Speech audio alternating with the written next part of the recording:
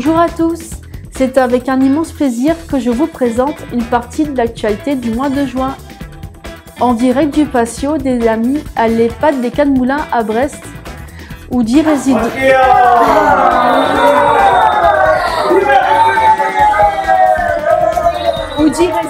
ont pu assister au départ du Tour de France.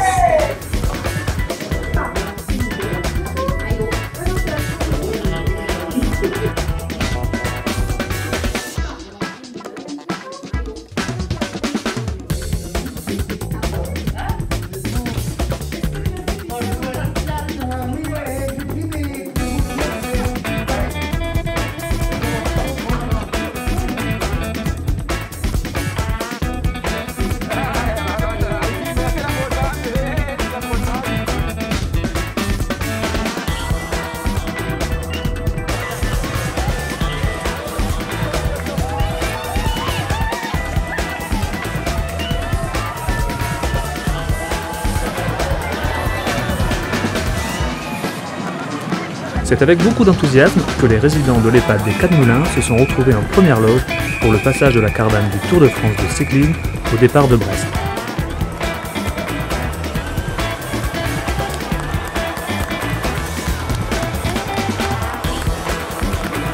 Ce fut un moment convivial avant de pouvoir suivre au calme le reste de la course devant leur écran. Il faut réfléchir, mais voilà, il faut s'écouter aussi soi-même.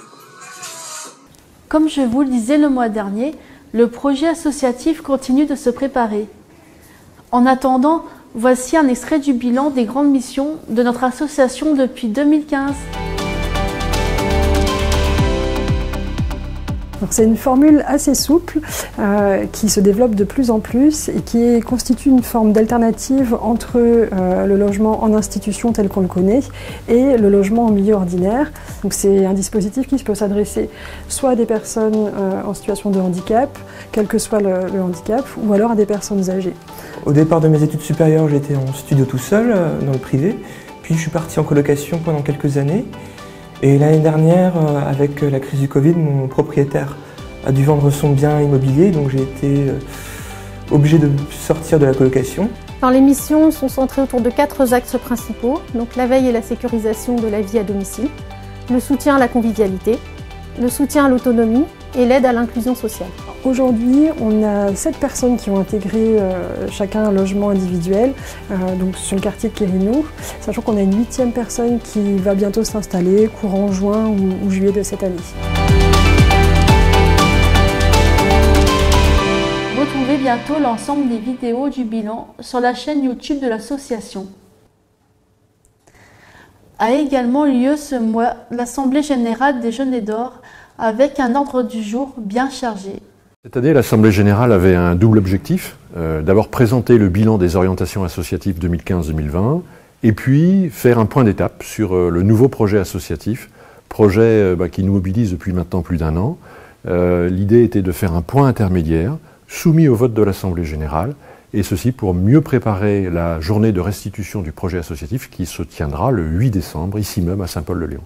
Une manifestation citoyenne a lieu à Quimper en présence de différents syndicats, professionnels du secteur médico-social, amis et familles de personnes en situation de handicap. Gaëtan Lejeune, moniteur éducateur à l'IME de Plabennec, nous en dit plus. Aujourd'hui, c'est une manifestation organisée par le syndicat collectif employeur. Donc une belle réussite, déjà d'une part avec ce beau soleil, mais deuxièmement parce que y a tous les syndicats qui sont représentés, la CGT, CFDT, FO, Sud, et nous aussi, le collectif Tous à Pâle pour le Ségur, en soutien à cette journée de mobilisation, puisque nous, ce qu'on réclame finalement, c'est juste une revalorisation de nos salaires. Il y a aussi les familles qui sont là. Les familles sont là pour manifester de ce qui se passe en fait au quotidien, c'est-à-dire le manque de place en structure adulte. On a des gamins aujourd'hui en IME qui ont 32 ans, et voilà, et je trouve ça plutôt bien que aujourd'hui ils soient aussi nombreux aussi à manifester et à marcher avec nous.